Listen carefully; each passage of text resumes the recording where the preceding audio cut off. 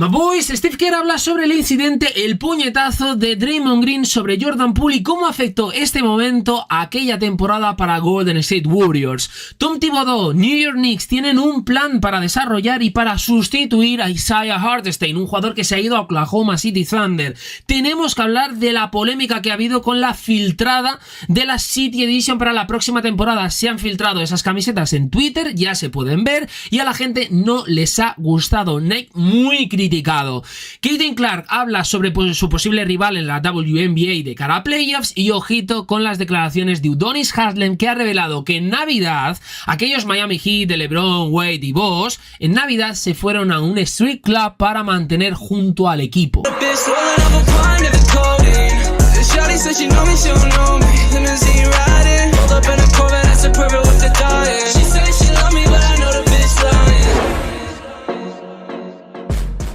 Incidente entre Draymond Green y Jordan Poole. ¿Os acordáis de aquellas imágenes en pleno entrenamiento de Golden State Warriors cuando Draymond Green y Jordan Poole, entre ellos hay cierta tensión y de repente Draymond Green le decide soltar un punch digno de un profesional de boxeo? Prácticamente Jordan Poole casi queda noqueado, entre ellos se meten muchos compañeros de equipo y a partir de ahí se empieza a hablar de la situación de Golden State Warriors, del vestuario de Golden State, de cómo puede influir esto en el equipo, y cuando el equipo terminó fracasando, porque aquella temporada fue bastante negativa para el equipo de San Francisco, se habló mucho de este incidente y cómo pudo marcar la temporada de Golden State Warriors. Pues bien, recientemente ha hablado Steve Kerr y ha dicho, ¿no?, sobre este incidente que afectó, que Draymond Green se pasó de la raya. De hecho, fijaros lo que dice, hay muchos ejemplos, palabras de Steve Kerr refiriéndose a las muchas ocasiones en las que la intensidad emocional de Draymond Green había traspasado los límites a lo largo de los años. Pero sin duda el incidente de Jordan Poole destaca. Se pasó de la raya con Jordan y lo supo de inmediato. Eso hizo que la temporada fuera increíblemente difícil para nosotros.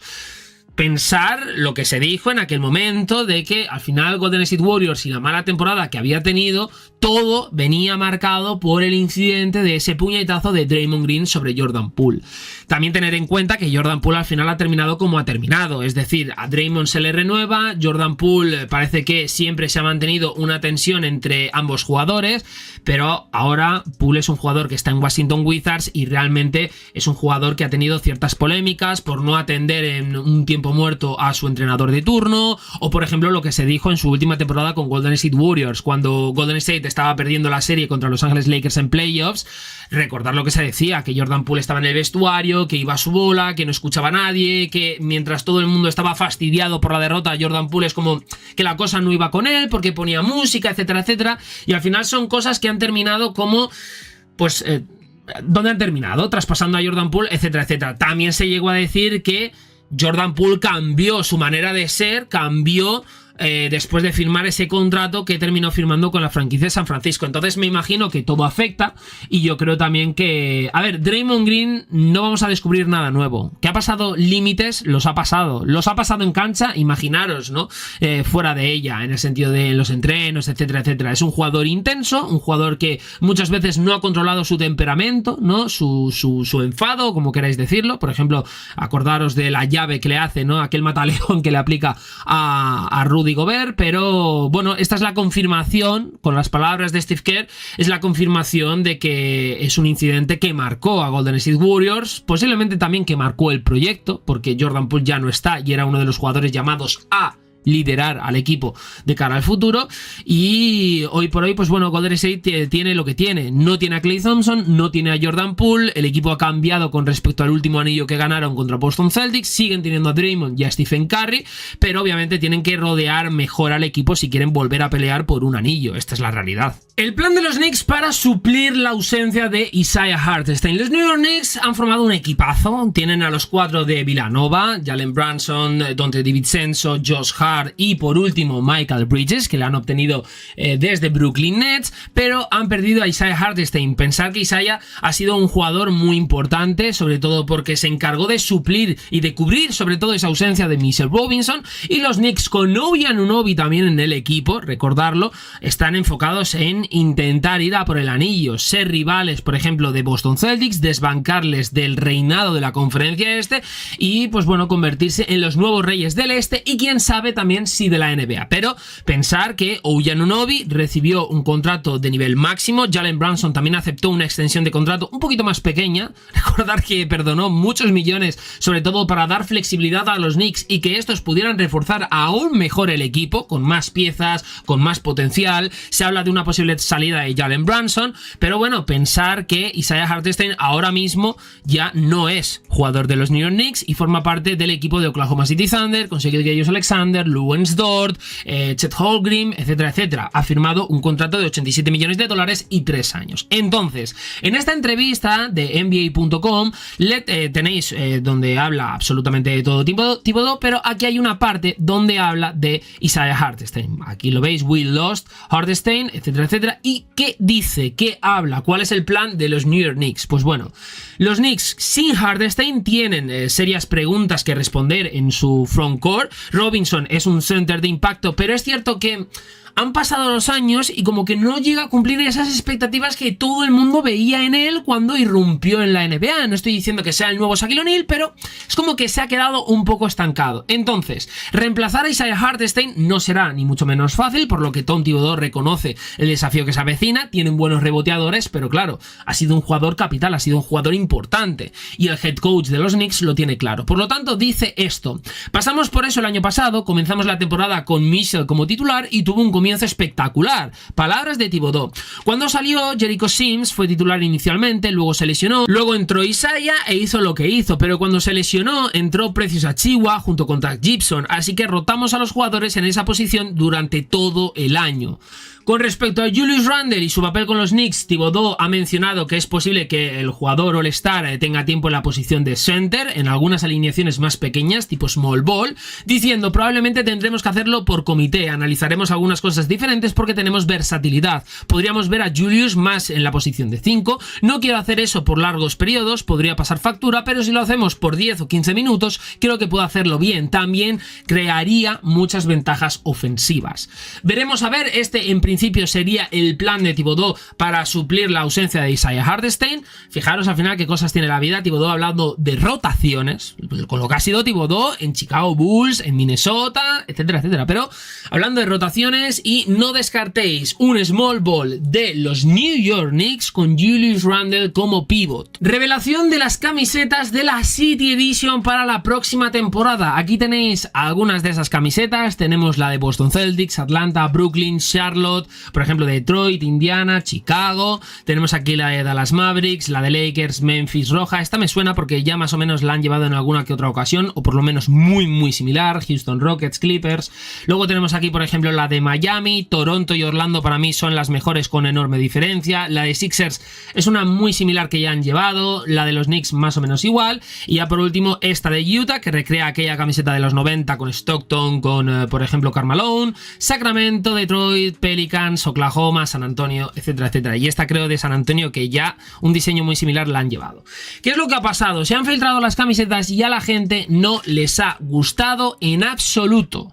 Están hasta las narices y lo que sobre todo se critica es el tema de los diseños, de que muchas de esas camisetas son feas. A mí, por ejemplo, la de Boston Celtics, ahí la tenéis, me parece una camiseta de entreno de los Celtics. O sea, te dicen que es una camiseta que utilizan los jugadores cuando están en un entrenamiento, etcétera, etcétera, antes de los partidos y te lo crees. O sea, no me gusta para nada. Es cierto que falta ver el diseño de los números, pero no me gusta. Hay algunas que tienen muy poco carisma y las más chulas, las más bonitas, en principio son las que te recuerdan más a los uniformes retro. Por ejemplo, la de Toronto y la de Orlando no, pero la de Toronto es mitiquísima. Es mitiquísima. Que aparte lleva el número de Vince Carter, el número 15. No sé si esa la va a llevar en honor a Vince Carter. Veremos a ver. Pero yo también estoy un poco cansado de que ahora mismo la NBA saque camisetas año a año que sean la City Edition y que simplemente valgan para vender más camisetas. De verdad os lo digo, yo estoy muy cansado. La NBA, al igual que todos los deportes americanos, se han caracterizado por tener una serie de camisetas y de vez en cuando, una recreación de una clásica. Eso a mí me gusta. No quiero que me saques, como el fútbol, por ejemplo, una camiseta año tras año para intentar que la gente te la compre. Entiendo que esto sea un negocio, pero ostras, por ejemplo, cualquier equipo tiene la local, la visitante y una alternativa, más otra que a lo mejor es una retro porque se cumplen 25 años de aquella temporada o porque es el aniversario, por lo que sea, me da exactamente igual. Ha pasado con Celtics, ha pasado con Lakers, ha pasado con etcétera, etcétera. Entonces, sácame una reedición, por ejemplo, la de Toronto Raptors llevaron la reedición del dinosaurio, ¿vale? No era City Edition, era una especie de conmemoración a aquella época. Sácame eso, pero cada X tiempo. No me saques una City Edition cada X temporada, que aparte son camisetas que no son ni míticas, no tienen ni misticismo, no tienen carisma, no tienen absolutamente nada. O sea, por ejemplo, esta de Detroit Pistons no tiene carisma. Hay alguna que otra camiseta que es lo que os digo, te entra por los ojos como la de Utah Jazz, pero porque es más retro que otra cosa, porque te recuerda a la de los 90. Pero, por ejemplo, la camiseta, la que os digo de Boston Celtics, la de Miami roja, o sea, no tiene carisma, no tiene absolutamente nada. Por ejemplo, la de Washington, si miras la de Minnesota es que tengo la sensación que ya la he visto, esa camiseta de Minnesota, por ejemplo. Igual que la de Dallas Mavericks, con las mismas letras, pueden cambiar los colores, pero más o menos es lo mismo. La de Clippers es igual, más o menos. En Denver, por ejemplo, pones 5-2-8-0, ¿vale? La de Lakers, Atlanta, por ejemplo, no sé, Brooklyn, me parece que está vistosa, pero la de Charlotte, por ejemplo, ya la hemos visto. La de Chicago blanca, es que con otro diseño de letra o con lo que sea, pero ya la hemos visto también. La de Indiana más de lo mismo, entonces, no sé. Yo la City Edition las quitaría y volvería a lo mismo. Una local, una alternativa, una visitante y como mucho una retro cada X tiempo que te conmemora o que te rememora a aquella época de turno que tanto te gusta y por lo tanto te la compras. Ya está. Y esto he de confesaros que me ha llamado mucho la atención. Udonis Haslem habla de aquellos Miami Heat de 2013 y fijaros, solo necesitábamos un poco de unión en el equipo. Como equipo, estar en la televisión todos los días, ser el equipo más examinado todos los días, asumir el efecto de LeBron James todos los días, eso llegó a ser mucho más para nosotros como equipo. Y la decisión, ¿cuál fue en aquella época? Sobre todo para mantener al colectivo unido, irse a un strip club en Navidad de 2013. Pensar que, claro, Miami Heat tenía muchísima presión. Cuando juntan a Wade, LeBron y Bosh en 2010-2011, todo el mundo quería ver a Miami Heat perder, morder el polvo, quería verle fracasar a ese equipo. Miami era el equipo más odiado. De hecho, cuando pierden en 2011, la gran mayoría de fans de la NBA se alegraron, pero pensar también que aquella final la pierden porque Miami no tenía controlado bien al equipo, en el sentido de nadie sabía sus roles, y no lo digo yo, lo ha dicho, por ejemplo, Stackhouse, que estaba en Dallas Mavericks, si no recuerdo mal, diciendo que LeBron y Wade, por ejemplo, no sabían bien quién era Batman, quién era Robin, no sabían quién tenía que tirar del carro en momentos donde el jugador franquicia tenía que tirar del carro, pero claro, ¿quién era ese jugador franquicia? Hay una conversación después, en ese verano de 2011 a 2012 entre LeBron y Wade. Wade le dice a LeBron que tiene que ser él el jugador franquicia, que Wade se da un paso atrás, que se convierte en la segunda espada y le cede el control de Miami a LeBron James, y en 2012, pum, anillo para Miami Heat, y en 2013, pum, anillo para Miami Heat. Recordad también que aquellos Heat de 2013 tuvieron la polémica, el polémico fichaje de Ray Allen, que pegó una patada a Boston Celtics cuando Boston era el claro y directo rival, con muchísima tensión en playoffs de Miami Heat en aquellos años. Y Ray Allen, viendo que, bueno, sintiéndose infravalorado, un poco infravalorado en Boston, porque veía que Rayon Rondo, Paul Pierce y Kevin Garnett estaban por encima de él, pues dijo, me voy a Miami. Y se fue al equipo que eliminó a Boston Celtics un año antes. Algo parecido, por ejemplo, salvando las distancias entre jugadores, pero algo parecido a lo que hizo Kevin Durant con Golden State Warriors desde Oklahoma City Thunder. Lo mismo, de hecho, vía agencia libre. Esto no sentó bien a Kevin Garnett, esto no sentó bien a Paul Pierce ni a Rayon Rondo. Rondo incluso le esperó en el vestuario para propinarle un puñetazo.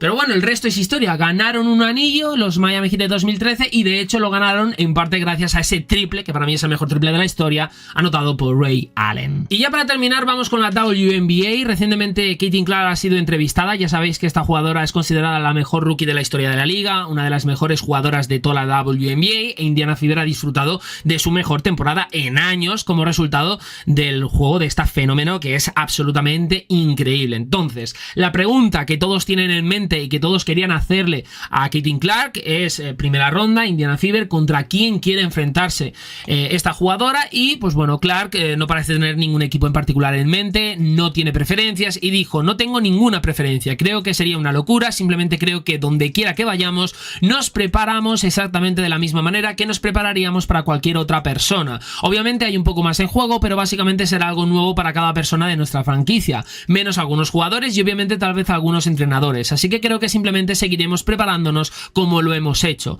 Conseguimos a quien sea y estás feliz por ello y estás feliz de estar allí y crees que puedes competir contra ellos. Ya sabéis que la temporada de rookie por parte de Caitlin Clark ha sido histórica porque a pesar de los ataques frecuentes, tanto verbales como físicos, de su competencia en la WNBA, empujones, golpes, etcétera, etcétera, esta jugadora ha dejado huella para la historia de la liga femenina. O sea, ha sido impresionante por números, por partidos, actuaciones, etcétera, etcétera. Vamos a ver qué tal lo hace en playoffs. Repito, Indiana Fever ha tenido en gran parte una de sus mejores, por no decir su mejor temporada, gracias a Caitlin Clark. Así que veremos a ver, pero impresionante la fenómeno de Indiana Fever. Y nada más, my boys, por el momento esto es todo. Si hay más noticias sobre la NBA o la WNBA, aquí las tendréis en Cosas del Básquet. Y nada, por el momento comentarme qué os parecen las declaraciones de Steve Kerr sobre el incidente entre Draymond Green y Jordan Poole. ¿Veis o visteis en su momento que afectó mucho a Golden State Warriors y a aquella temporada? Hablarme también del plan de New York Knicks para suplir a Isaiah Hartenstein. ¿Os gusta Julius Randle, por ejemplo, jugando de 5, aunque sea 10-15 minutos? ¿Qué os ha parecido la temporada de rookie de Caitlin Clark? Y hablarme de las camisetas de la City Edition. ¿Os han gustado? ¿Nos han gustado? ¿Cuál es la que más detestáis? ¿Y cuál es la que más os ha gustado? Lo que penséis y lo que opinéis, todo por aquí, like, subscribe y nos vemos en próximos vídeos. Cosas del Básquet. Chao, my boys.